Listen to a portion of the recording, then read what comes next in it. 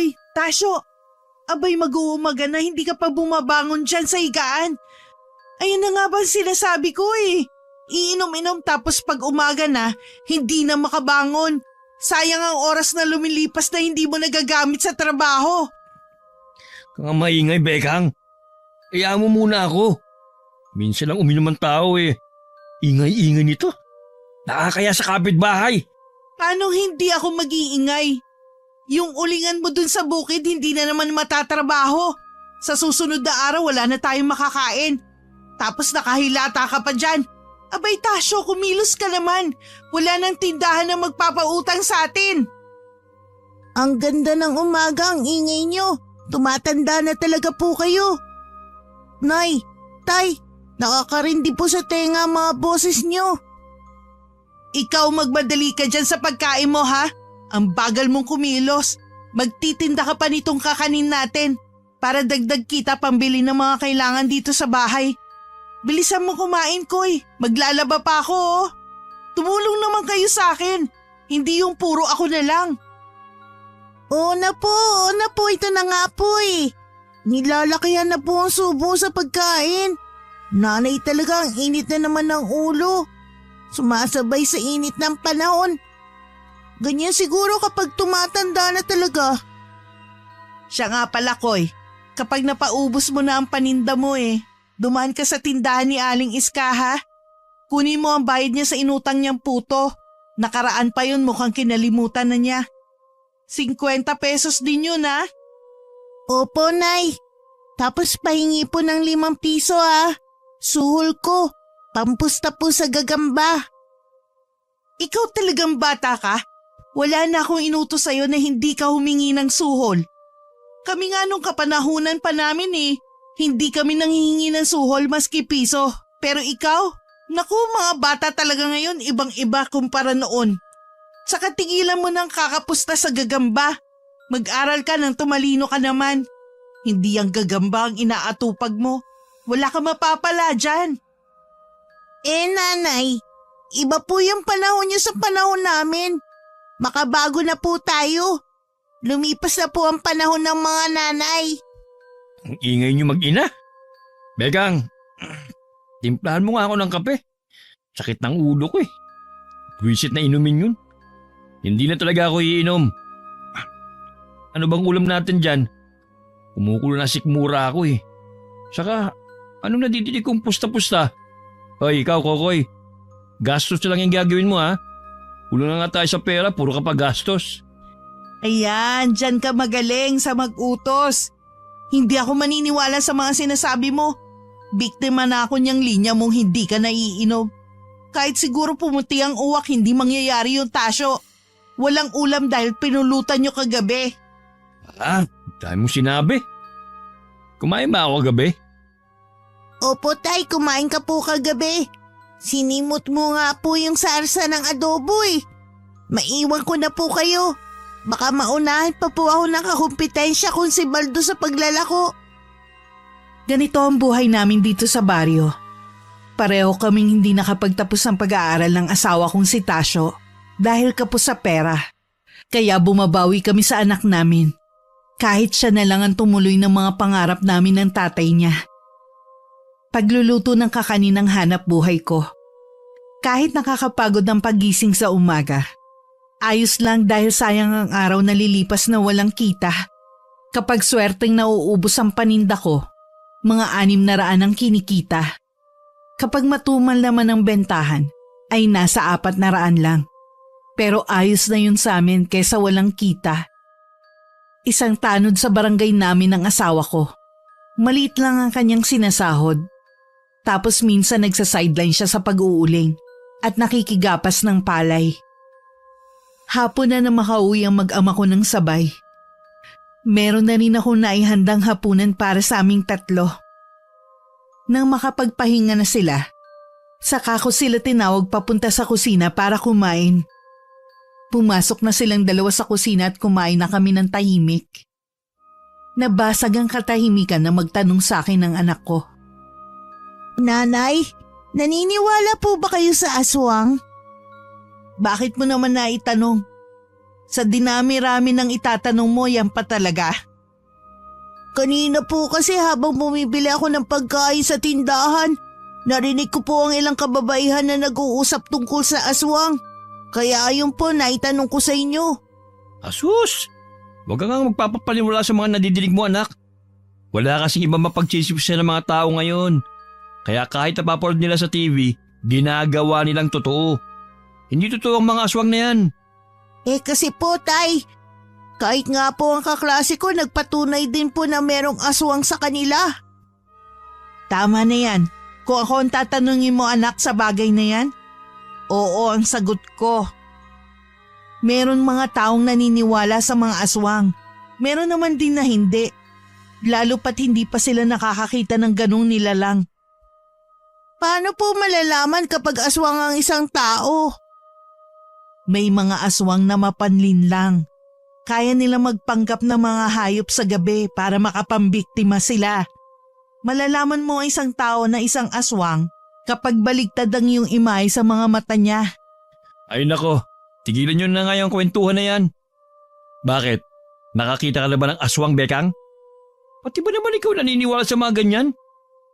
Ay Tasyo, kahit sabihin ko sa iyong nakakita na ako, maniniwala ka ba? Di ba hindi?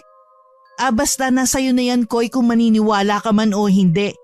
Yung binigay ko sa'yo na pangontra, palagi mo yung susuotin, ha? Huwag mong iwawala sa katawan mo. Opo, Nay. Palagi ko pong suot yun. Mabuti naman, anak. Ikaw, Tasyo, sinusuot mo bang binigay ko sa'yo? Hindi. Hindi naman kasi ako naniniwala sa aswang-aswang na yan eh. Kumain na nga lang tayo at mabusog yung tiyan natin. Napailing na lang ako dahil sa katigasan ng ulo ni Tasyo. Gumawa ako ng pangontra para hindi sila malapitan ng mga aswang. Kaso ayaw naman itong isuot ng asawa ko. Nung una kasi naming paninirahan sa lugar ng aking asawa, ramdam kong may aswang dito. Dahil sa liblibang baryo na to at isama mo pa ang mga punong naglalakihan. Tuwing sasapit ang 6:00 ng hapon, ay nagre-ritual ako para sa mga sugo kong insekto. Isa po kasi kong mambabarang. Matapos naming kumain, si Kokoy na nagpresenta na maghugas ng pinagkainan namin. At ako naman ay pumunta sa sala ng bahay. Naabutan ko ang asawa kong si Tasyo na naninigarilyo. Wala ka bang duty sa barangay? Sa susunod na araw pa ang duty ko. Pupunta muna ako sa ulingan bukas. Mabuti naman kung ganon dahil wala na tayong mapagkukuhanan ng ibang gastusin. Yung kinikita ko sa pagtitinda, kulang na kulang talaga. Papasok na po ako sa loob ng kwarto. Matutulog na po ako. Sige anak, mauna ka na matulog. Mamaya na kami ni nanay mo. Nakakainis naman ang ganitong buhay. Hindi na tayo makaahon-ahon sa hirap. Yung sinasahod ko sa barangay, tama lang sa pambayad sa utang natin sa tindahan. Ganun talaga, Tasyo. Ito ang buhay na ibinigay sa atin ng Diyos. Inilagay niya tayo dito dahil may plano siya para sa atin. Tsaka dapat taasan naman ni Kapitan ng pasahod sa inyo. Magdamag kayo nagbabantay Kung magkasakit kayo, kulang pa pambili ng gamot ang perang pinapasahod niya. Yun na nga ang problema eh. Ay nako, hayaan mo. Kapag may pagpupulong na magaganap, sasabihin ko talaga yan. O siya, hindi ka pa ba inaantok? Naantok na kasi ko eh. Maaga pa akong gigising mamaya. At ako muna ang maglalako ng kakanin. Ay, mamaya na ako. Susunod na lang ako kapag dinalaw na ako ng antok. Pumasok na ako sa kwarto namin ni Tasyo at nahiga na. Maya-maya pa ay naramdaman kong tumabi na sa akin ang asawa ko. Pipikit na sana ako nang may mahagip ang mga mata ko sa bintana naming nakabukas. Tasyo! Ano? Tignan mo doon sa may bintana. May nakita akong nakasilip. Sus! Guni-guni mo lang yan. Tulog ka na.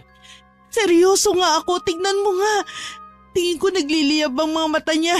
Parang uling na nagbabaga. Kinikilabutan ako. Tumayo ka nga muna at isarado mong bintana. Ay nako. Bakit kasi binuksan mo pa eh? Ang duwag-duwag mo naman. Hindi ako duwag Ayun ang inaasta-asta mo ngayon.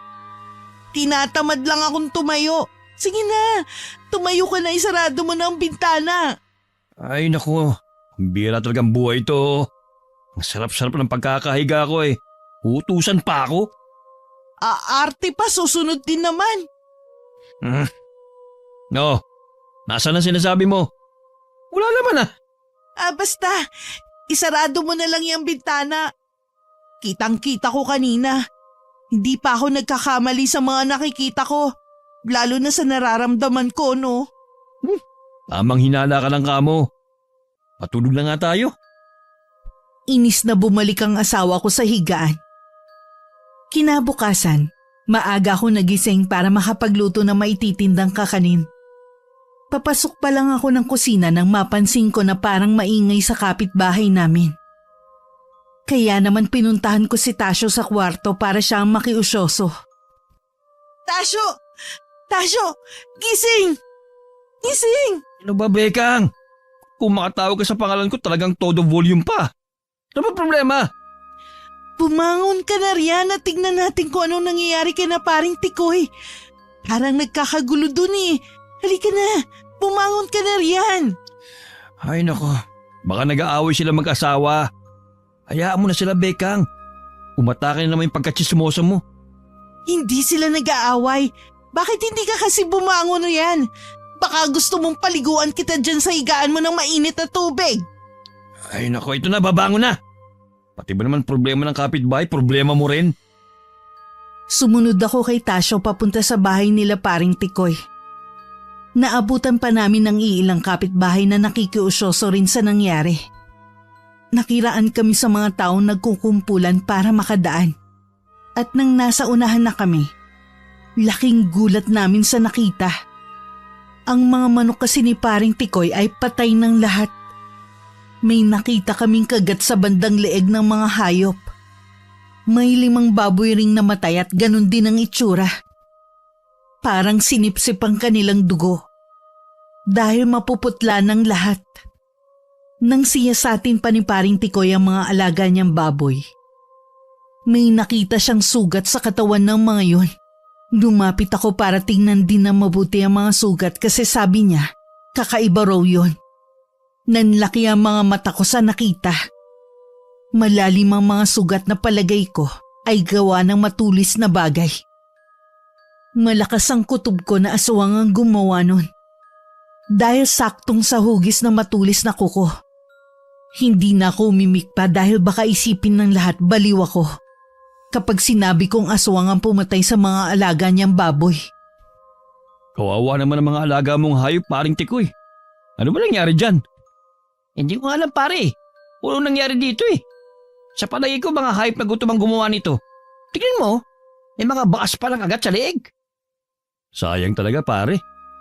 Sayang yung pangsabong nating manok, natodas na rin. Hindi mo ba naabutan ang gumawa niyan? Minsan kasi, kaya nagugutom ang ibang hayop, hindi inaasikasong pakainin ng nag-aalaga sa kanila. Gutom na asong gumawa niya sa mga alaga mo, pare. Kaya sana mga kapitbahay, kung may aso bang kayong hindi nakatali, ay itali nyo naman muna at pakainin para hindi nakakaperwisyo. Siguro sa mga manok pwedeng paniwalaan na aso ang may gawa. Kaso itong sa baboy parang ang labo naman. Hindi talaga aso ang gumawa nito eh. Anong ibig mo sabihin, Mare? Sino naman ang gagawa nito kung hindi aso? Hindi ko alam kung maniniwala kayo sa sasabihin ko, ha? Baka kasi aswang ang may gawa niyan. Aswang? Teka lang, Mare, ha? Parang ang hirap namang paniwalaan ang sinasabi mo. Walang aswang dito sa lugar natin. Ikaw talaga, Mare, pinapatawa mo kami. Mabuti pa ito. Dalhin niyo itong isang manok para may maiulam kayo. Hindi ko naman sinabi na maniwala kayo. Para sa akin lang naman yun eh. Kung aso talagang gumawa niyan, wala tayong magagawa. Dapat talaga itali ang mga alagang aso. Nako, pasensya ka na pare ha. Ito kasing si Mrs. gusto yata maging komedyante eh. Kahit ako hindi naman ako naniniwalang may aswang dito sa atin eh. Pwera na lang kung makita talaga ng mga mata ko ang aswang na yan. Paano? Uwi na kami. Salamat sa manok ha. Hinila na ako paalis ni Tasyo at pagdating sa bahay, nakita ko ang mukha niyang naiinis habang nakatingin sa akin. Saka siya umupo sa upuan Alam kong hindi niya nagustuhan ang sinabi ko habang nakikiusyoso kami sa bahay ni Paring Tikoy. Kaya nanahimik na lang ako at pumasok na sa kusina para makapagluto. Ilang saglit pa, pumasok na din siya sa loob ng kusina na wala pa ring imik habang dala niya ang manok na ibinigay ni Paring Tikoy. Anong problema mo? Bakit ganyan ang mukha mo, Tasyo? Tsaka pwede bang ilibing mo na lang yung manok na yan? Ayokong kainin yan. Huwag mo rin ipapakain yan sa anak mo, ha? Ilibing mo yan. Anong ginawa mo kanina? Dapat tiniko mo lang yung bibig mo. O tignan mo, pinagtawanan ka tuloy ng mga tao. Tasyo, nagsasabi lang naman ako ng totoo eh. Bakit ba ayaw mong maniwala sa akin na aswang ang may gawa nun? At isa pa ha, wala akong pakialam kung pinagtawanan nila ako. Di bale, pagdating ng araw na mapatunayan nilang totoong sinasabi ko na may aswang sa baryong to, ako naman ang tatawa sa kanila. Ay naku, bahala ka na nga, Bekang. Magluto ko na nga lang dyan. Oo, ito na nga magluluto na. Para makaalis na rin ako. Ikaw nang bahala magluto ng ulam para mamaya ha. O sige, mag-iingat ka sa paglalako mo mamaya ha. At baka makasalubong mo yung aswang na sinasabi mo. Siya ang mag-ingat sa akin. Sira ulo ka. Napapailing na lang ako nang umalis sa bahay. Dahil kahit hanggang sa pag-alis ko, ay panay pa rin ang kantsaw ni Tasyo sa akin na may halong pang-aasar tungkol sa mga aswang. Ilang oras na ako naglalako na makarating sa labasan. Nakasalubong ko si Kapitan Lando.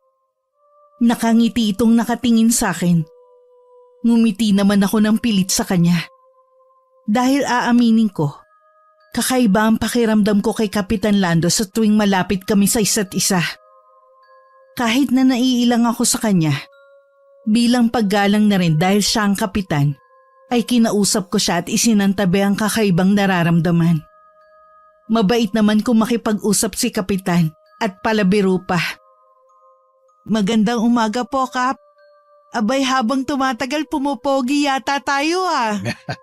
Hindi naman, Bekang. Sakto lang. Ano ba yung tinda mo? Marami po akong tindang kakanin. Baka gusto mo, Kap. Bili ka na po. Masarap po itong lahat. Sige, bibili ako. Saktong dating mo dahil ipapamerienda ko sa naglilinis ng barangay hall. Magkano ba yan? tig-5 piso lang po ang isa, Kap. Siya, sige.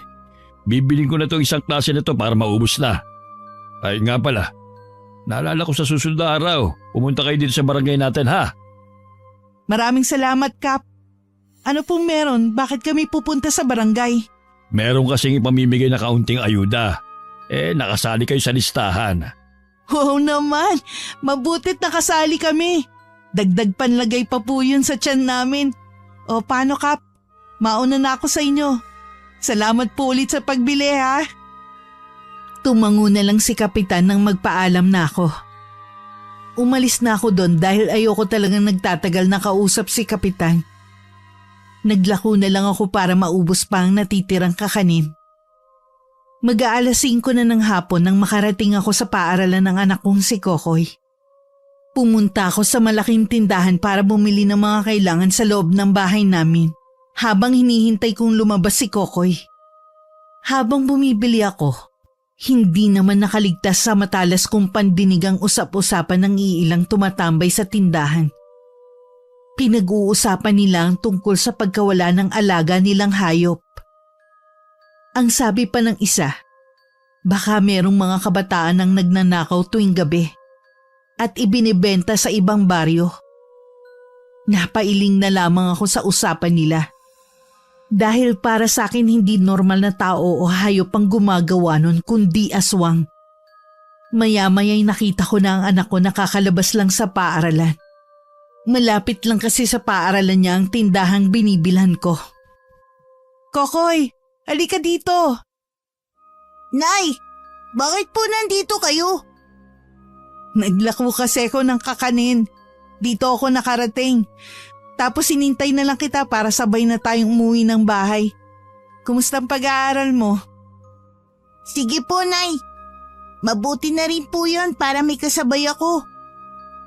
Ito po, ayos lang naman po ang pag-aaral ko. Saka po pala, Nay, dapat nagdala ako ng kakanin sa kantin namin. Si Baldo kasi, ang daming kinita na pera. Hayaan mo na si Baldo, anak. Malaki naman ang benta natin ngayon dahil maraming bumili. Basta bukas magdadala ako ng ititinda ko, ha? Sige, magluluto ako sa madaling araw para may madala ka. Pero maiba po ako, Nay. Naisip ko lang. Hindi ka ba natatakot kay Kapitan? Bakit naman ako matatakot kay Kapitan? Kasi, Nay, nakakatakot ang mukha niya eh. Tapos kakaiba po tumingin yun. Hindi po ako komportable sa presensya ni Kapitan. Pareho tayong nararamdaman kay Kapitan. Pero siguro dala lang ng hindi natin siya palaging nakikita at nakakausap. Kaya hindi tayo sanay sa kanya. Saka hindi ko naman nakita na kakaibang tingin niya dahil nakasalamin siya kanina. Napaisip ako dahil pareho kami ng anak ko sa kakaibang pakiramdam kay Kapitan Lando. Minsan nga ay siya ang napaghihinalaan kong aswang sa lugar namin. Pero hindi ko yun sinasabi kahit kanino dahil wala pa naman akong pruweba at mahirap nang maniwala sa haka-haka ng isip. Pero kahit kailan naman ay hindi sumablay ang mga iniisip ko sa isang tao. Inabot na kami ng dilim sa daan.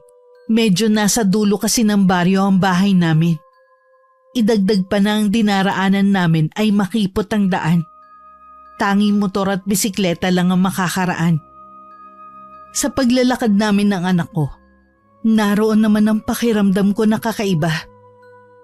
Pakiramdam ko kasi, merong sumusunod sa amin. Sa tuwing hihinto ako't napapalingon sa likuran, wala naman akong makita. Nakaramdam ako ng kaluskos. Hindi ko na lang yun pinansin. Hanggang meron na kaming narinig na pagaspas ng pakpak.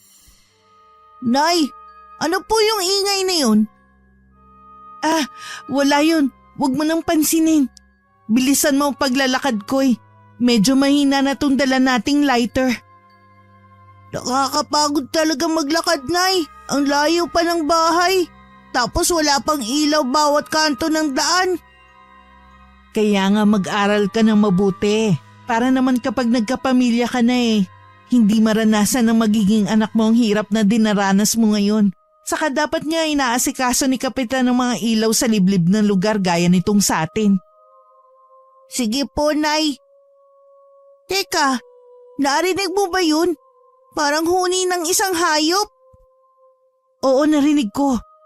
Huwag mong papansinin, hayaan lang natin yan. Bilisan na natin ang paglalakad. Hindi maganda ang pakiramdam ko. Anong hayop po yun, Nay? Isang tiktik, anak. Sabi ng mga matatanda, ang hayop na yan daw ay sinasakyan ng masasamang espiritu. Sa madaling salita, mga panulay na hayop. Kapag nagpadala ka sa takot, saka ka lang nila aatakihin. Binilisan pa namin ni Kokoy ang paglalakad. At habang naglalakad kami, ay umuusal ako ng isang orasyong Latin na magpoprotekta sa amin hanggang makauwi. Nang mga sandaling yon, isang huni ang narinig namin na para itong nasasaktan. Sa isip ko ay tumalab sa kanya ang orasyon na ginawa ko. Sa awa ng Diyos, nakarating din kami ng anak ko sa bahay ng ligtas. Oh, bakit ginabi na kayo ng uwi? Susundin ko na sana kayo Kaso natanaw ko na kayo na parating.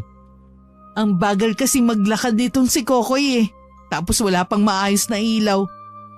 Hindi ko po kasi makita ang inaapakan ko, Nay. Gutom na po ako.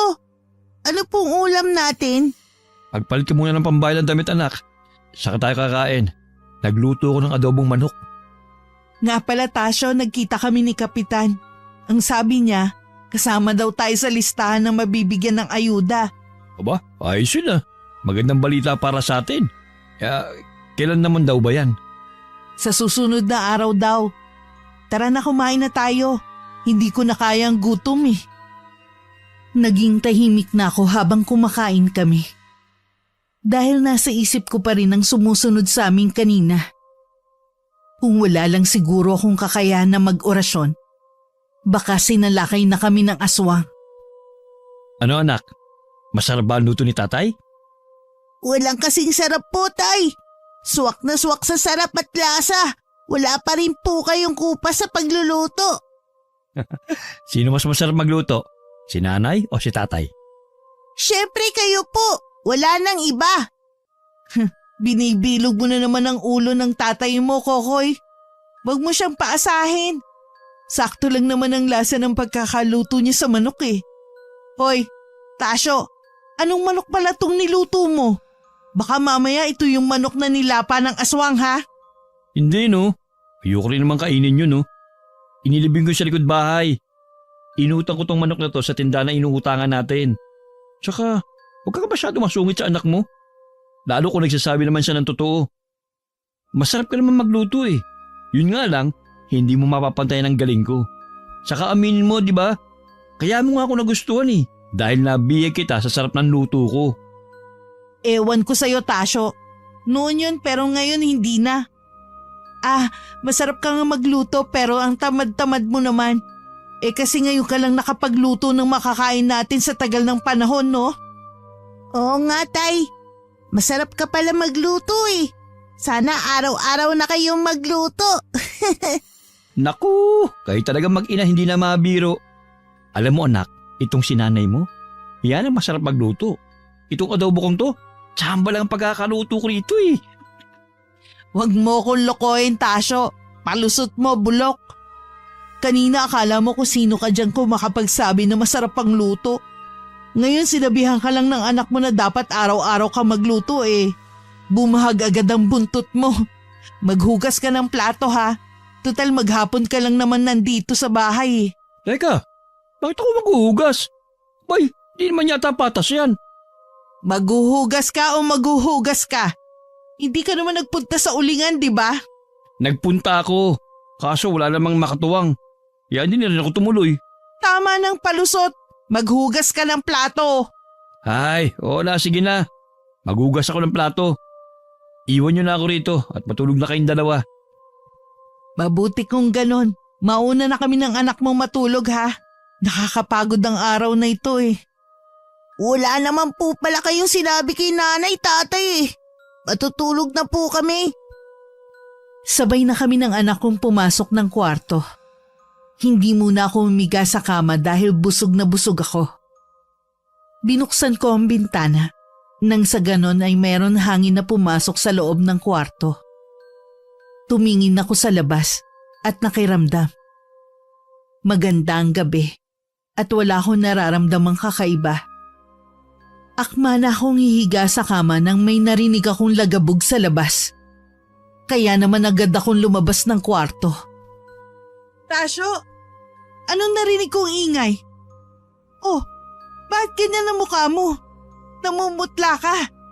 Wala, nagulat lang ako sa pusa kanina. Dahil bigla na lang tumalon sa harapan ko eh. Saka, may nakita ako isang hayop sa banda ron eh.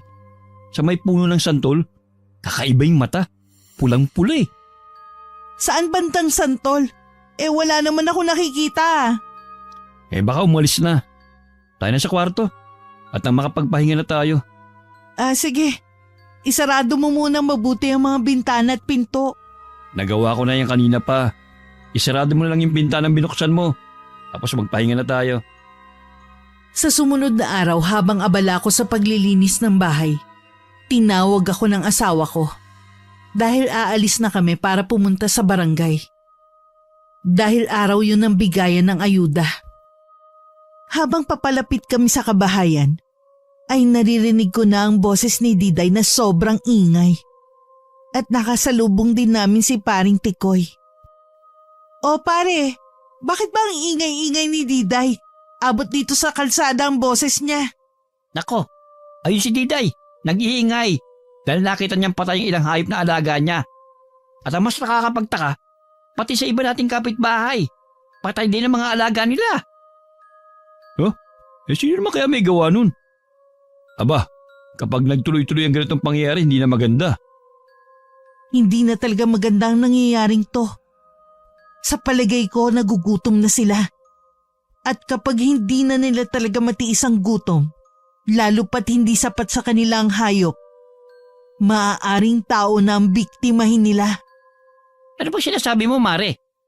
Iniisip mo na naman ba na aswang ang may gawa nito? Pwedeng sila dahil napaka-imposible kung aso ang gagawa nito, no? Kailangan mabigyan to ng aksyon ni Kapitan. Mamaya, pwede natin sabihin sa kanya kung ano nangyari sa mga alaga nyo. Mabuti pa nga, ipagbigay alam natin to kay Kapitan. Matapos makausap si Paring Tikoy, nagpatuloy na kami ng asawa ko sa paglalakad. Malakas talaga ang kutob ko na aswang na naman ang gumawa nun sa mga hayop. Nagsisimula na silang magparamdam at gumawa ng hindi mabuti. Isang oras din ang nilakad namin ni Tasyo at sobrang nakakapagod. Pagdating namin sa barangay, marami na ang taong nandun. Umupo kami ni Tasyo sa upuang bakante pa. Maya-maya pa'y dumating na rin si Kapitan. Magandang umaga sa inyong lahat. Mabuti naman narito na kayo. Hindi na ako magsasayang ng oras dahil alam ko may gagawin pa kayo. At ang iba pa malayo pa ang uwian. Kaya kayo nandito dahil meron kayong matatanggap na ayuda. Mula ito sa ating munisipyo. Maraming salamat, Kapitan. Malaking tulong na po sa amin ng mga ganyan. Salamat sa iyo, Tasyo. Pumili na kayo na maayos. Siya nga pala. Baka ang iba sa inyo, hindi mabibigyan. Dahil minsan hindi nakalista ang pangalan nila. Pero huwag kayong mag-alala. Sa susunod na bigayan, makakatanggap na kayo. Pumila ka na dun, Tasyo, para makauwi na tayo kaagad. Mabuti naman nakasali tayo sa mabibigyan ng ayuda. Ay, syempre, para saan ba ang pagiging tanod mo dito kung hindi ka magkakaroon? Huwag kang maingay. Baka isipin ng iba na pinapaboran tayo rito. Isa si Diday sa mga hindi nakakuha pero nagpunta para magbaka sakali. Kaya todo ang reklamo niya. Ang reklamo na yun ni Diday ay nasundan pa ng ilan. Sinisisi nila si Kapitan dahil parang pinili lang ang nabigyan. Isa na rin dun si Kiko sa mga nagreklamo. Naging mataas ang boses niya ng mga oras na yun. At hindi na rin kaaya-aya ang mga lumalabas sa kanyang bibig. Pero naging kalmado lang si Kapitan. Hindi ko mabasa ang ekspresyon ng mga mata niya dahil sa sunglasses na kanyang suot. Alam ko kung anong nararamdaman nyo, pero wala akong magagawa. Huwag akong sisihin nyo kung bakit wala kayo sa listahan. Ang sisihin nyo, yung mga kagawad na nakahawak sa purok na kinabibilangan nyo. At dapat maging mapagbigay kayo, kasi ang mga nabigyan ay yung mga nangangailangan at talagang walang-wala. Tapos na ang usapan na ito. Ano pa ang iba nyong mga reklamo? Kap, may problema po ang mga kabarangay natin eh. Kasama na rin po ako ron. Anong problema, Tikoy? Sabihin mo na at mabigyan natin ng solusyon. Kasi po, Kap, marami sa kapitbahay namin ang napiperwisyo ang mga alagang hayop. Kaninang umaga nga po natagpo ang patay ang mga manok ni Diday. Sana po gawan niyo po ng aksyon at sana mahuli kung sinong gumagawa nun. Saka pinatay rin ng ilan kong alagang mga hayop. Hindi na maganda ang ganitong pangyayari, Kapitan. Sige. Mamayang gabi, meron na magroronda ng mga tanod para mabantayan kung sino man ang pumapatay sa mga alaga nyo. Hanggat hindi natin nauhuli kung sino may kagagawa ng pagpatay sa mga hayop, tuloy-tuloy ang pagroronda. Maganda po yan, naisip nyo, Kapitan. Kaya lahat ng mga tanod ng barangay, bumalik dito mamaya. Sasama ako sa pagroronda. Pagkatapos ng pamimigay ng ayuda at maiksing pagpupulong, ay umuwi na kami ng asawa ko. Nang hapon ding yun, mag-isa lang ako sa bahay. Dahil ang asawa kong si Tasyo ay pumunta sa barangay hall. Naghahanda sila para sa pagrorondang gagawin. 6:00 na ng hapon kaya isinarado ko ang pinto at mga bintana. Pumasok ako sa kwarto at kinuha ko sa maliit na kahon ng mga kandilang itim.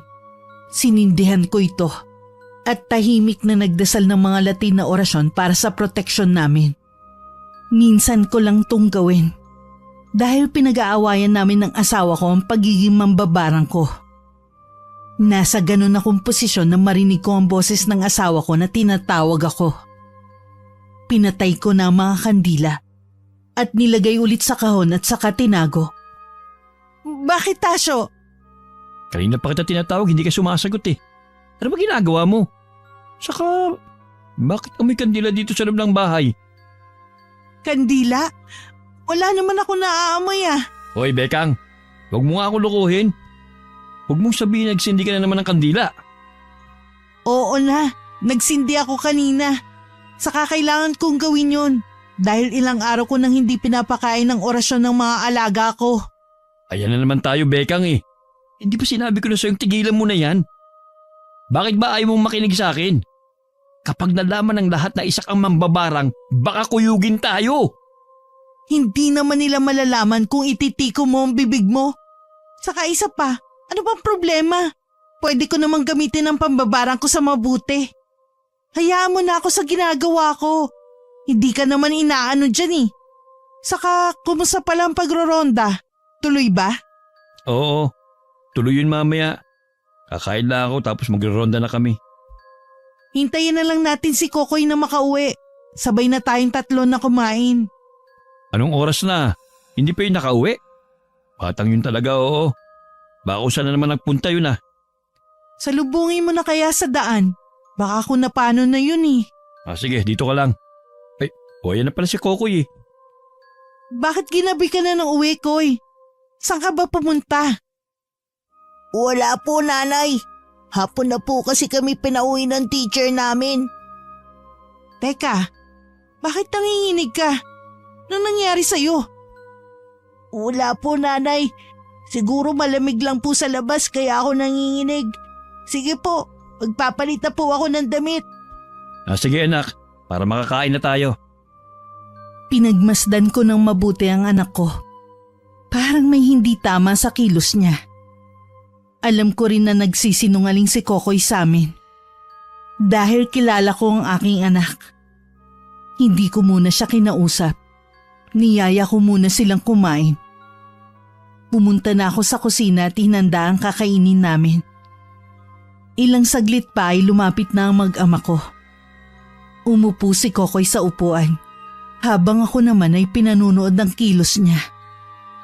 Nanginginig ang mga kamay niya nung sumandok ng kanin. Ano ba nangyayari sa'yo? Bakit nanginginig ang kamay mo? Koy, sabihin mo sa amin, meron bang nanakit sa'yo? Kasi namumutla ka eh. Wala po. Huwag niyo na po akong pansinin, tatay. Kumain na lang po tayo. Mabuti pa nga, dahil baka mahuli na ako sa pagre-ronda. Kung may problema ka anak, kausapin mong nanay mo ha. Huwag ka maglilihim sa amin. Okay lang po ako, tay. Magro-ronda po ba kayo? Sino po mga kasama niyo? Si paring Tikoy anak, tsaka si Kapitan Lando. Sasama siya sa amin eh, para mahuli na kung sino man yung pumapatay sa mga hayop. Si Kapitan? Kasama niyo po siya? Abay oo, sasama daw siya sa amin eh. Di ba maganda yung gagawin niyang yun?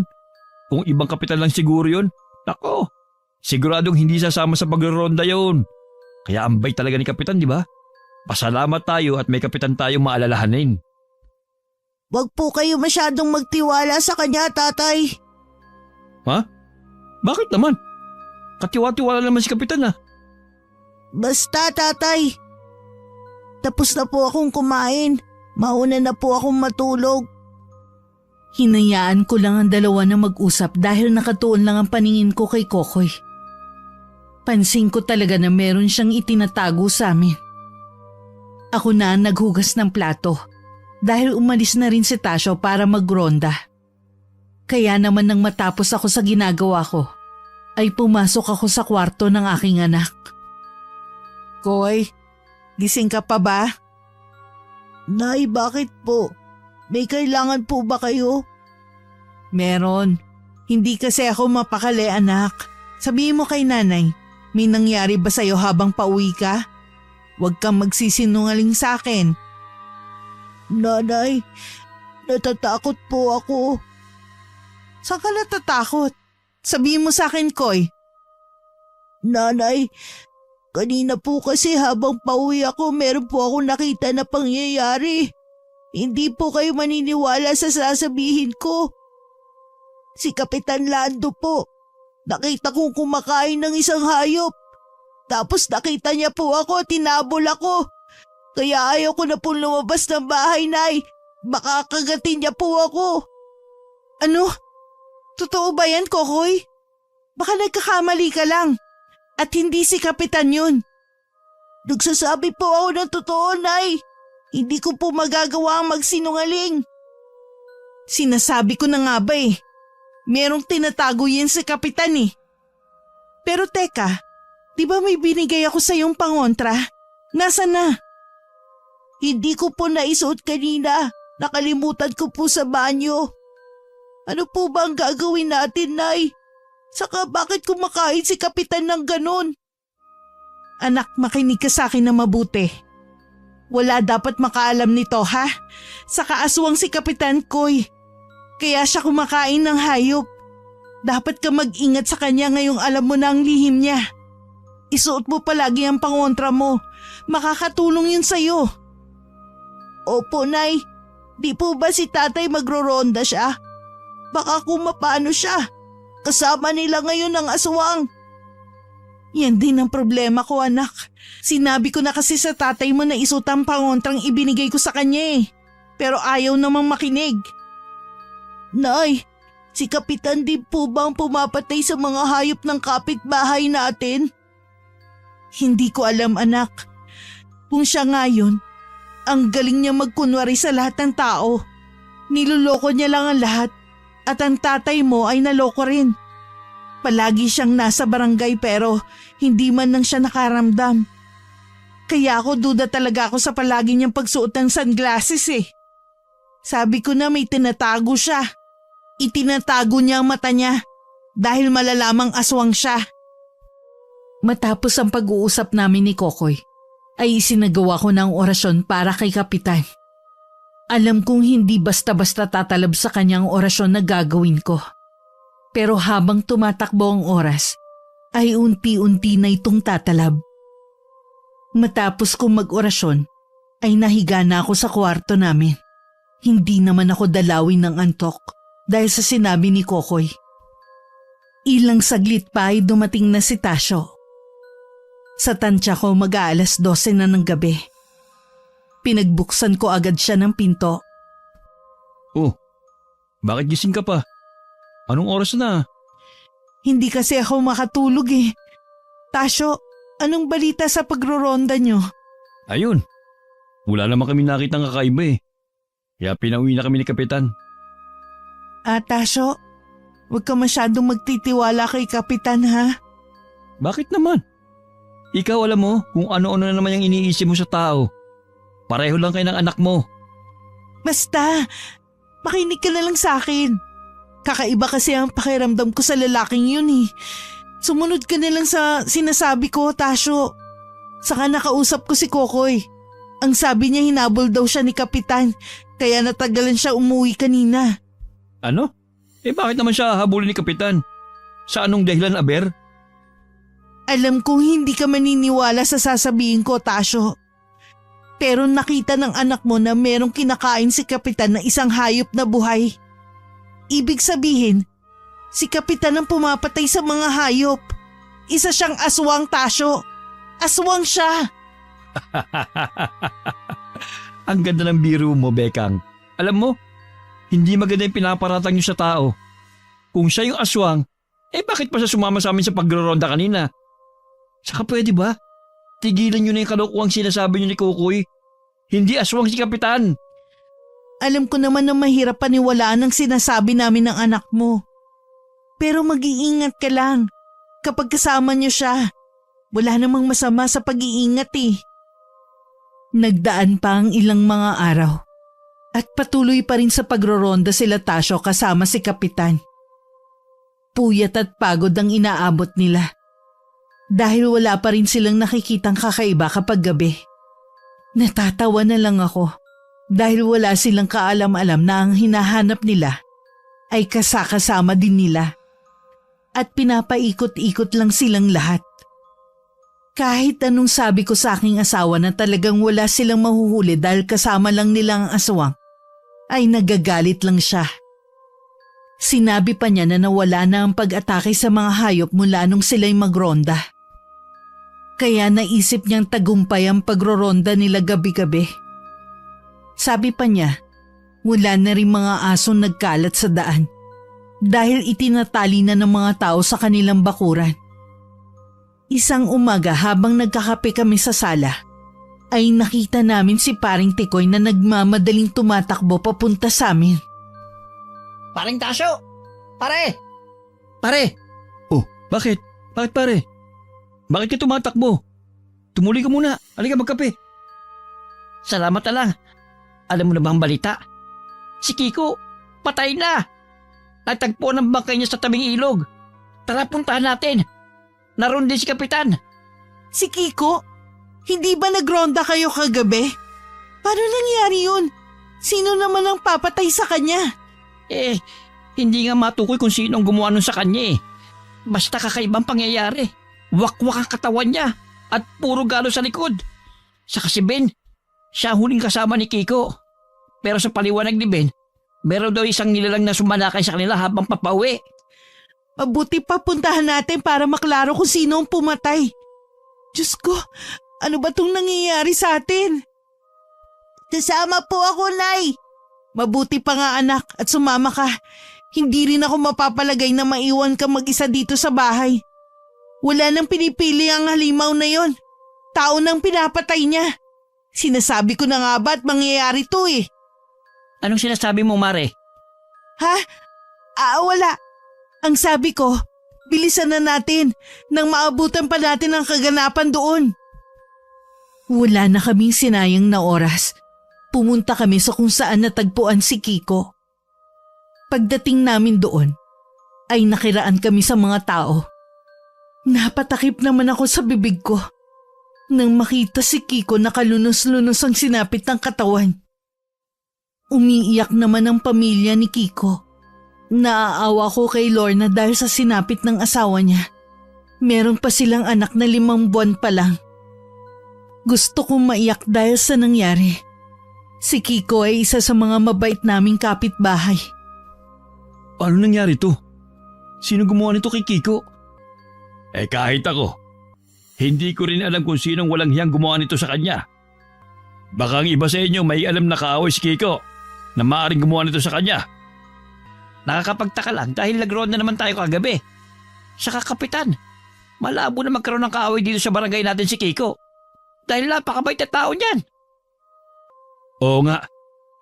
Kahit ako magpapatuloy na isa siyang mabait na tao. Kausapin kaya natin si Ben. Baka nakita niya yung mukha nung gumawa nito kay Kiko. Sa ngayon, hindi pa natin makakausap si Ben. Dahil na-trauma siya sa nangyari. Saka, ako na lang makakausap sa kanya. Hindi kaya nagmamatsyag din sa inyo kagabi ang gumawa nito? At bago inatake si Kiko, ay alam nang gumawa nito sa kanya na uuwi na mga nagro-ronda, hindi ba, Kapitan? Pwedeng gano'n na nga ang nangyari. Dapat hindi na lang pala umuwi kagabi ang mga tanod. Hindi naman natin alam na mangyayari ito eh. Ang mga pangyayari, hindi naman natin kontrolado. Gusto kong huliin si Kapitan. Dahil alam kong siya ang may gawa nito kay Kiko. Dahil siya lang naman ang huling nakasagutan nito. At dahil din sa mga masasakit na sinabi sa kanya ni Kiko nung nakaraang araw tungkol sa ayuda. Pero mas umahanga ako sa kasinungalingan ni Kapitan. Dahil nakakaya niyang humarap sa mga tao, lalo na't siya ang salarin sa lahat. Kung napapaikot at napapaniwala niya ang mga tao sa kasinungalingan niya, pues ako hindi. Pero hindi ko naman mapapatunayan. Ganun na lang ang gulat ko nang biglang magsalita si Kokoy na ikinabigla ng lahat. Sinungaling ka, Kapitan! Alam mo kung sinong gumawa nito kay Uncle Kiko? Bakit hindi mo nilang aminin sa lahat? Sinungaling ka! Hoy bata, ano ba yung pinagsasabi mo? Ano naman ang aaminin ko? Kokoy, ano ba ginagawa mo? Wala kang respeto kay Kapitan ah. Humingi ka nga ng tawad. Tatay, maniwala po kayo sa akin. Natatandaan mo ba kagabi? Kaya ako nanginginig dahil yun sa takot.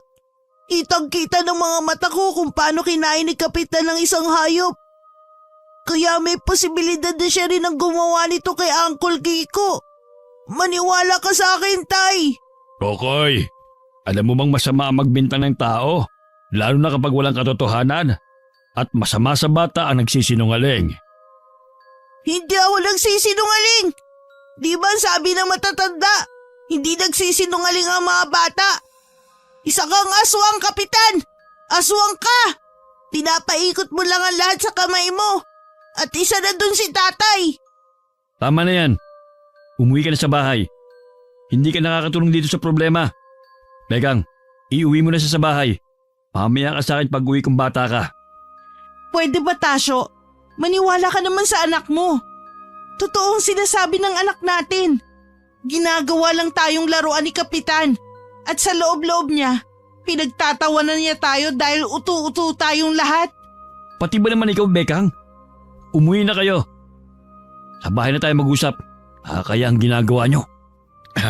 Hayaan mo na, Tasyo. Natural lang sa bata ang makaisip ng ganoon. Dahil na rin sa malikhain nilang pag-iisip. Mga kabarangay, huwag nyo nang intindihin ang sinabi ni Kokoy. Saka ikaw, Bekang, hindi maganda sa isang magulang na sinusuporta ng anak na nagsisinungaling. Huwag kang mag-alala, Kapitan. Walang lihim na hindi nabubunyag. Mag-ingat na lang kayo, baka umalingasaw ang baho na meron ka.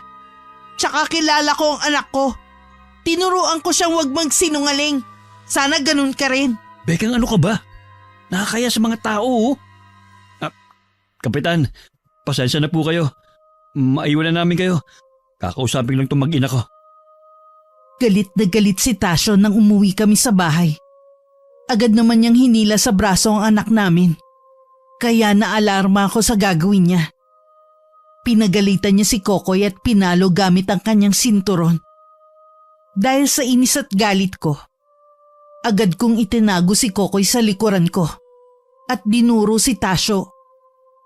Agad naman siyang napahinto at pinakalma ang sarili. Nanlilisik ang mga mata kong tiningnan ng aking asawa. Hindi ko gustong ginawa niya sa anak namin. Puno ng inis ang dibdib ko. At gusto ko nang sumabog dahil sa inis kay Tasyo. Tumigil ka na, Tasyo. Ano ba ikinagagalit mo? At nakuha mo pang sakta ng anak natin, ha? Nag-iisip ka ba? Tumabi ka nga dyan, Bekang. Dinidisiplina ko lang ang batang yan. Nakakahiya ang ginawa niya kay Kapitan. Pinagbibintangan niya na aswang. Mabuti na lang mabait yung tao. Kaya ikaw na bata ka. Sige, saktan mo pa ang bata. Ako na makakalaban mo. Di ka ba nag-iisip ng mabuti, Tasyo? Anak mo siya. Alam mo kung nagsisinungaling si Kokoy o hindi. Mula pagkabata ng anak natin hanggang sa lumaki at nagkaisip, kilala mo siya. Pero si Kapitan, gaano ka ba nakakasigurong mabuti at mabait siyang tao? Bakit hindi mo kayang paniwalaan ang anak natin? Isa ka pa eh. Kaya kung ano-ano pumapasok dyan sa utak ng anak mo eh. Dahil sa mga pinagsasabi mo tungkol sa mga aswang. Na-impluensyahan mo ang bata. At imbis na suwayin mo siya kanina, anong ginawa mo? Pinalabas mo din na totoong sinasabi ni Kokoy. Dahil totoong sinasabi niya. Kung hindi mo kayang maniwala sa bata, pues ako naniniwala. Darating din ang araw na malalaman mo ang totoo sa pagkatao ni Lando. Pinapaikot lang kayo ni Lando sa kamay niya at pinagtatawanan. Hindi ba pumasok dyan sa utak mo na kaya niya kayo pinauwi para makapambiktima siya ng tao? Ewan ko sa inyo mag-ina. Alis na ako dahil baka masira pa ang utak ko sa mga sinasabi nyo. Pati yung taong walang ginagawang masama, dinadamay nyo. Ito na ang huling beses ko maririnig sa mga bibig nyo ang paratang kay Kapitan, ha? Hala, sige, umalis ka. Doon ka sa Kapitan mo mabait. Wag na wag kang hihingi ng tulong sa akin kapag ikaw na ang naging biktima niya. Buwisit ka. Nay, tama na po yan. Nag-away na kayo ni Tatay dahil sa akin. Pasensya na po dahil hindi ko napigilan ang sarili ko na sabihin ang totoo. Kasalanan ko po, Nanay. Huwag ka nang umiyak, Koy. Tama ang ginawa mo. Ngayon alam na ni Kapitan na meron na nakakaalam ng pagkatao niya. Sigurado akong sasalakay siya dito sa bahay. Ano po ang gagawin natin? Kaya po ba natin siyang kalabanin? Huwag kang mag-alala, anak. Halika, samahan mo ako sa kwarto. May gagawin tayo. Palagi mo lang tatandaan na may Diyos tayo, anak. Siya ang nakakalam ng lahat at mananaig din ng kabutihan sa kasamaan. Pagpasok namin ng kwarto, inihanda ko ang mga kandila at sinindihan ito. Nagtataka pa si Kokoy dahil sa ginagawa ko. Umupo ako at pumikit habang nag-oorasyon sa hangin. Inutusan ko ang mga sugo kong insekto na bantayan ang buong bahay sa labas. Kung sino man ang lalapit sa bahay ay kakagatin nila at kakalat sa buong katawan nila ang kamandag. Matapos yun ay nagwika naman ako ulit ng para kay Kapitan Lando. Hindi ko alam kung ang inusal kong orasyon para sa kanya ay tatalab kaagad. Sana nga kapag sumalakay siya, tumalab na sa kanya ang orasyon ko. Hindi ko kasi basta-basta may papatalab sa kanya ang pambabarang dahil malakas din ang pagiging aswang niya. Pero oras na lang ang hinihintay ko. Kapag tumalab naman yun, sobrang sakit ang mararamdaman niya. Nanay, ano pong ginagawa niyo? Bakit may mga kandila na itim? Nag-oorasyon ako, anak, para sa panlaban kay Kapitan. Saka ang kandila na yan, para lang sa mga mambabarang at mangkukulam. Kaya ako may ganyan dahil isa akong mambabarang. Mangbabarang po kayo? Paano nangyari yun, Nay? Bakit ngayon ko lang nalaman? Dahil tinago ko yun, anak. Ayaw ko malaman ng lahat ang tungkol sa akin. Dahil ang ibang mga tao, masama ang tingin sa mga mambabarang.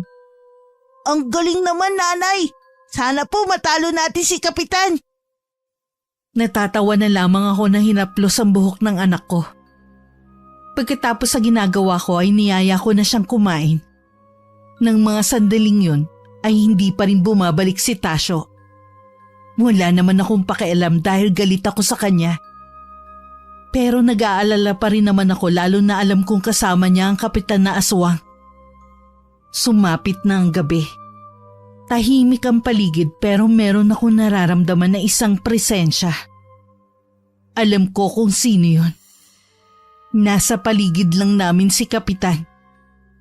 Alam ko ang gagawin niya, ang maniktik dahil sa mga sinabi namin sa kanya.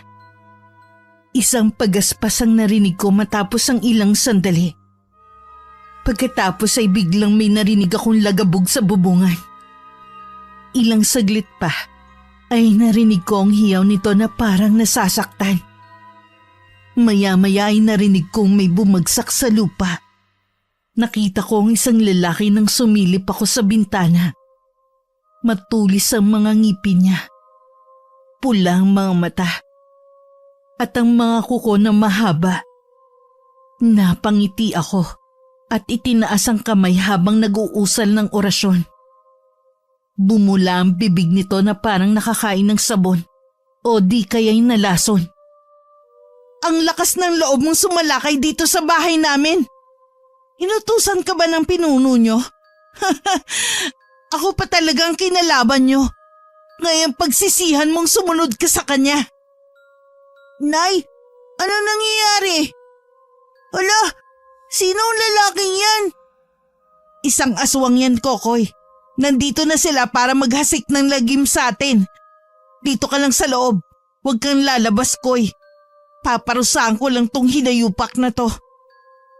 Opo, mag-iingat ka, Nay. Mabibilis kumilos ang mga aswang. Lumabas ako ng bahay. At nang makalapit ako sa lalaki, ay walang awa ko tong binibigyan ng orasyon na lalong nagpahirap sa kanya. Hiyaw lang ito ng hiyaw. Dahil sa mga iniindang sakit dulot ng inuusal kong mga kataga. Napapahawak siya sa tenga. Dahil nababasag ang eardrums niya sa tuwing naririnig ang mga orasyon ko. Namimilipit ito sa sakit. At hindi ko pa din tinigilan ang aking ginagawa. Maya-maya'y nakita kong dumudugo na ang kanyang tenga. Umalulong siya ng matindi. Susugod pa sana siya sa akin, pero hindi na kinaya ng katawan niya. Inubos ko ang lakas niya kaya siya nanghihina. Ilang saglit pa ay nakita ko si Tasyo na tumatakbo pa uwi. Nanlaki ang mga mata niya sa nakita. Bekang, mabuti na abutan ko pa kayo. May mga taong sumalakay sa ibang bahay. May mga aswang na nagkalat. Teka, ano yan? Sino yan? Aswang yan, Tasyo. Ngayon, nakakita ka na ng aswang ng harapan. Naniniwala ka na sa akin na may aswang dito sa lugar natin? Sandali!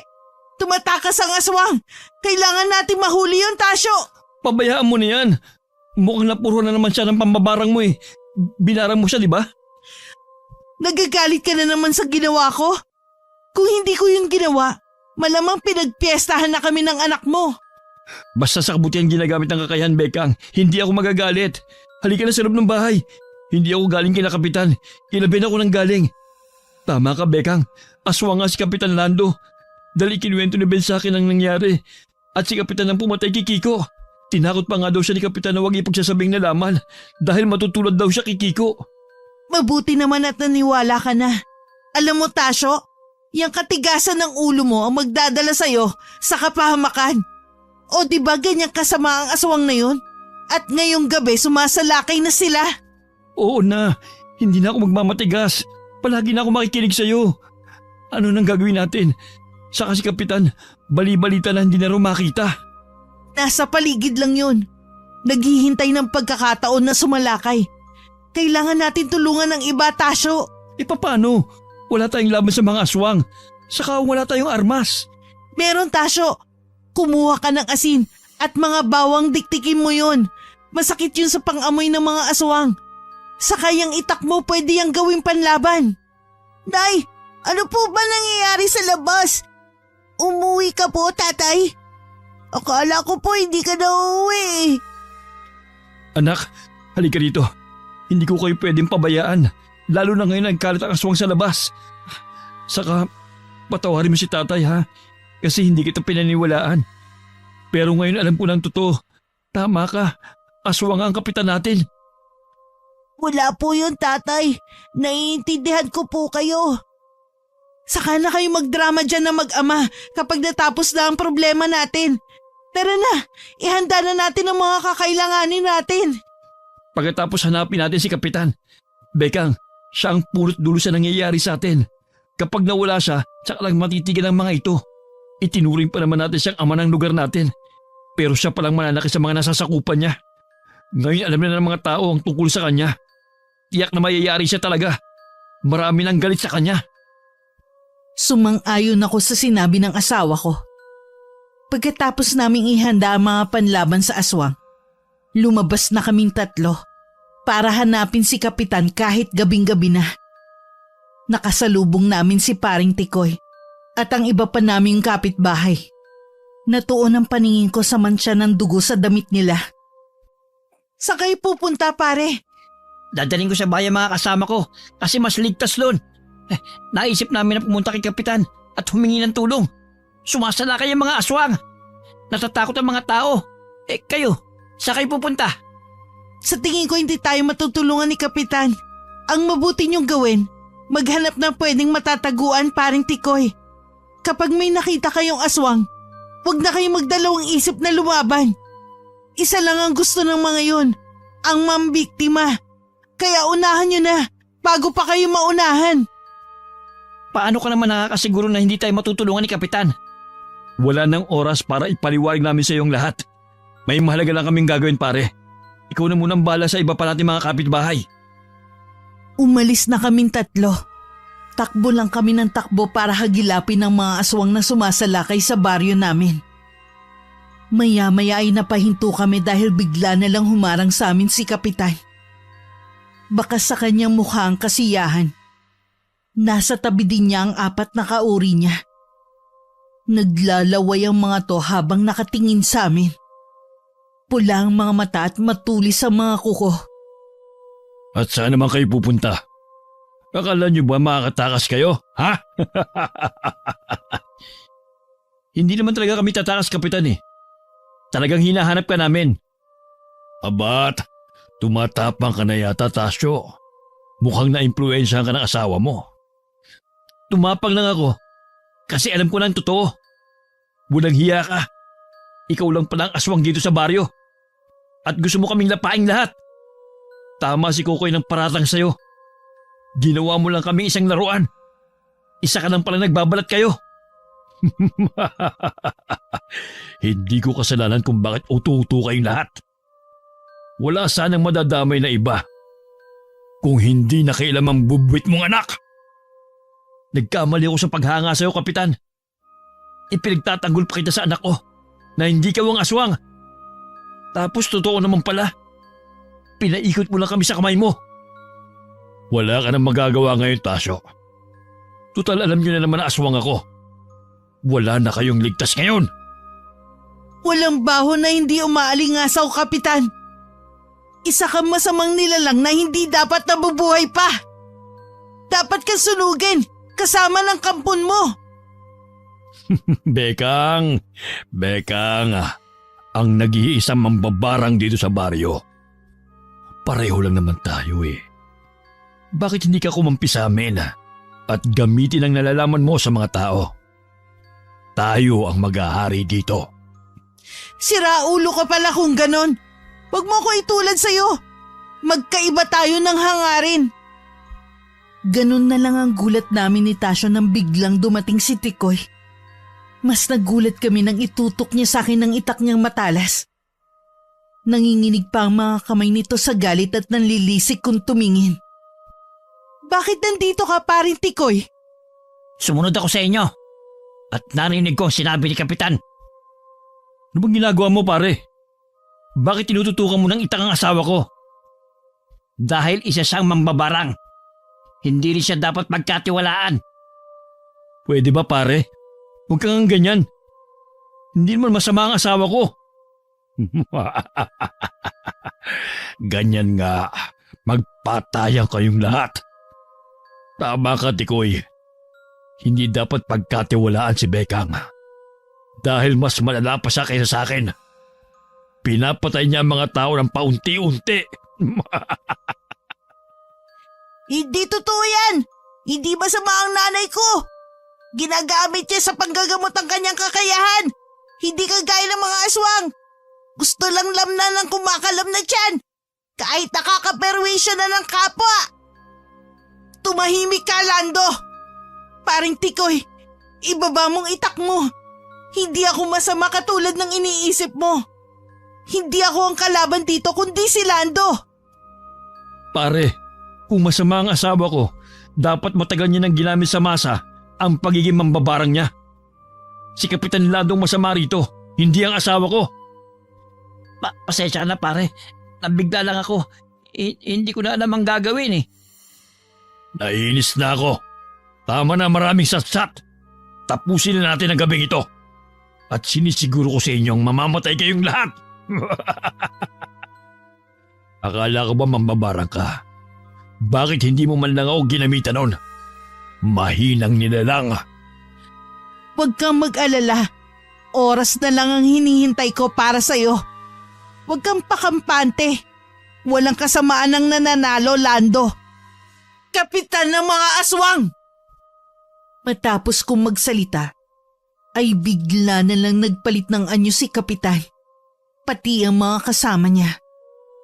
Lalong naging nakakatakot ang itsura nila dahil nagsaaswang na sila. Wala nang sinayang na oras ang kasama ko. Sinugod nila ang mga aswang. Nagpalitan sila ng mga suntok. Nakita kong tumilapon si Tasyo sa lupa. At si Tikoy naman ay pinagkakakalmot ng isang aswang. Agad naman silang bumangon at walang takot na inatake ulit ang mga aswang. Saka pinakain ng dinikdik na bawang na may asin. Pinagsasabuyan naman namin ni Kokoy ng asin ng mga aswang na sumusugod sa amin. Nagsiatrasan sila hanggang si Kapitan na lang ang natitira. Nagbago pa ang anyo nito. Naging mas pangit ang itsura at lalong kumulubot. Mas tumulis ang pangil At mas humaba pa ang mga kuko sa kamay. Umatungal siya ng sobrang lakas na parang gustong yanigin ang mundo dahil sa galit niya. Itinaas ko ang mga kamay ko at nag-usal ng Latin na orasyon. Paulit-ulit ko yung binabanggit para tumalab sa mga kalaban. Akma na sana kung hahatawin ni Kapitan nang maiwan sa ere ang kamay niya. Napahawak ito sa tiyan niya at napaluhod. Maya-maya pa'y sumuka siya ng mga uod. Gusto niyang magsalita pero hindi niya magawa dahil sa hirap niya sa pagsuka. Nakita rin namin na unti-unting naglabasan sa katawan niya ang iba't ibang insekto. Tinabunan siya ng mga ito para kainin ng buhay. Hindi siya tinigilan ng mga alaga ko hanggang sa matuyot ang katawan niya. Nang wala na siyang hininga, nag-alisan na ang mga insekto. Wala nang mata si Kapitan dahil kinain na ng mga alaga ko. At ang katawan niya ay butas-butas. Nangilabot ang mga tao sa nakita nila. Napalingon kami sa madilim na damuhan dahil may mga naroon na nagpulasan para tumakas. Natapos din ang kasamaan niya. Buti nga sa kanya yan. Hindi na maghaharing kasama ni Kapitan. At saka, pasensya na kayo sa inasta ko kanina ha. Saka paano na ito? Anong gagawin natin sa bangkay ni Kapitan? Hayaan na natin siya dito. Sigurado namang babalikan siya ng pamilya niya. Bumilib ako sa ginawa mo, Mare. Paano mo nautusan yung mga insektong yun? Ngayon lang ako nakita ng kakayahan ng mambabarang ng harapan eh. Ang bangis dun. Sikreto lamang yun ng mga mambabarang paring Tikoy. Babalik na sa tahimik ang lugar natin dahil wala na ang mga salot na aswang. Huwag kayong mag-alala. Ang kakayahan ko hindi mananakit ng iba. Ginagamit ko naman ito sa panggagamot kaya hindi kayo dapat matakot. Sana naniwala kami kagad sa'yo at kay Kokoy nung sinabi niyong aswang si Kapitan. Hindi na sana siya nakapambiktima pa. Ayos lang po yun. Hindi naman po namin kayo sinisisi. Mahirap naman po talagang paniwalaan ng isang bagay na hindi po nasasaksihan ng dalawang mata. Tama ka sa sinabi mong yan, bata. Nay, uwi na po tayo. Wala na rin po ang mga aswang. Malamig na po rito. Paano mga kasama? Umuwi na tayo. At bukas na bukas din, magtulong-tulong tayo sa pag-ayos ng nasirang bahay at bubungan ng mga bahay natin. Sige pare at Mare, salamat sa tulong nyo. Matulog na kayo ng mahimbing dahil wala na ang mga aswang. Wala nang gagambala sa atin. Teka, sa tingin nyo ba, ngayong napatay namin si Kapitan, hindi kaya maghiganti ang pamilya niya? Maging handa na lang tayo pare. Dahil aswang si Kapitan, sigurado akong aswang din ang pamilya niya. Saka pare, sana wala nang ibang makaalam bukod sa atin sa nangyari kay Kapitan. Kami nang bahala sa iba kung anong idadahilan kung bakit hindi na nakita si Kapitan kagabi. Wala rin akong balak ipagsabi pare.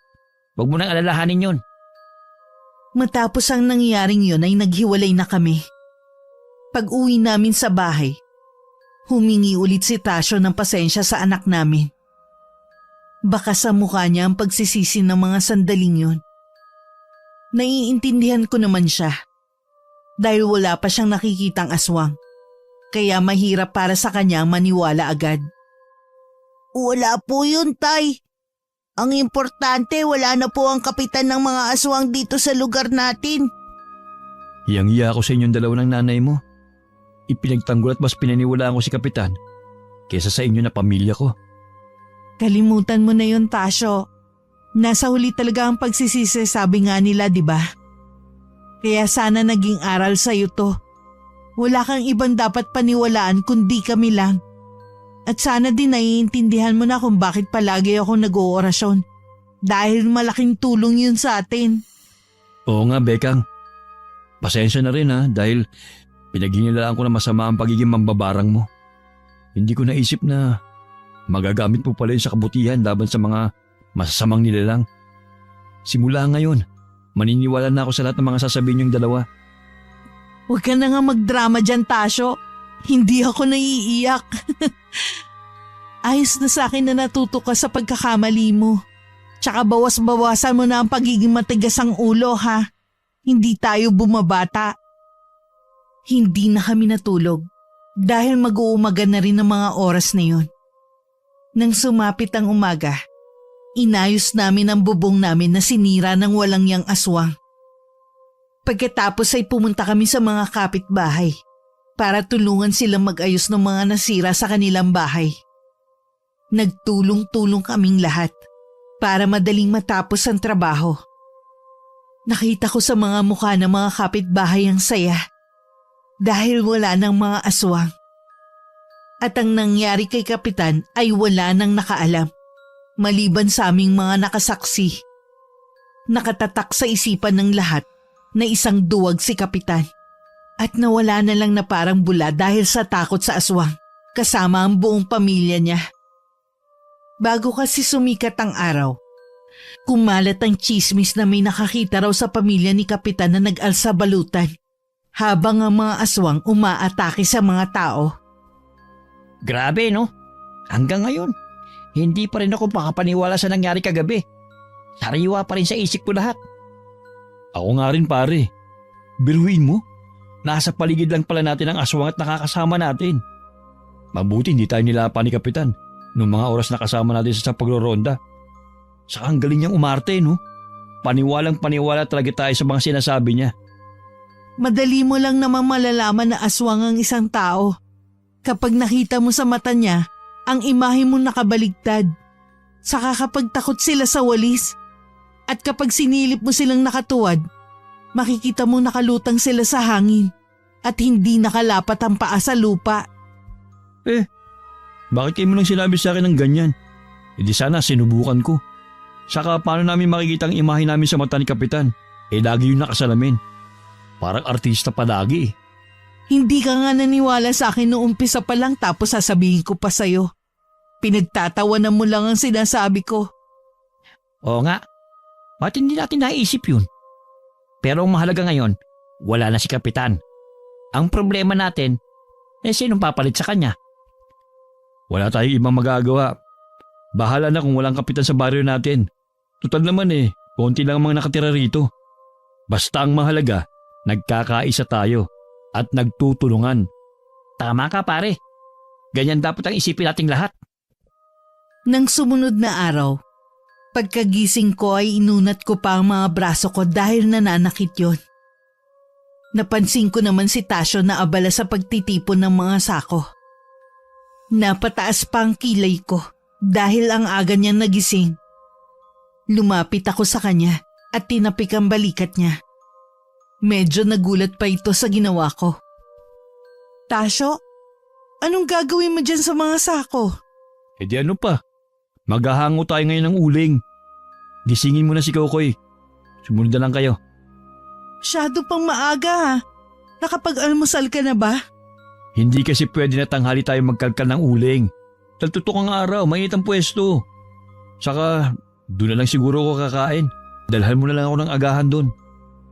O sige, sasabayan ka na lang din namin kumain doon. Susunod na lang kami ni Kokoy. O sige, mauna na ako sa inyo para mabuksan ko ng ulingan. Ilang linggo na nagdaan at ang katahimikan sa baryo ay tuluyan ng bumalik. Nagpatuloy kami sa aming buhay na simple lang. Naging maayos ang baryo namin dahil sa pamumuno ng bagong kapitan. Nagpatuloy pa din si Tasyo bilang isang tanod sa barangay. At ako naman ay nagkaroon na ng maliit na tindahan dahil sa tulong ng gobyerno nang mamigay sila ng puhunan sa mga gustong magnegosyo. Pinag-aralan ko rin kung paano maging isang albularyo para makatulong sa mga kababaryo namin at para na rin mas mapakinabangan ko ng maayos ang kakayahan ko. Sa tulong na rin ng may kapal.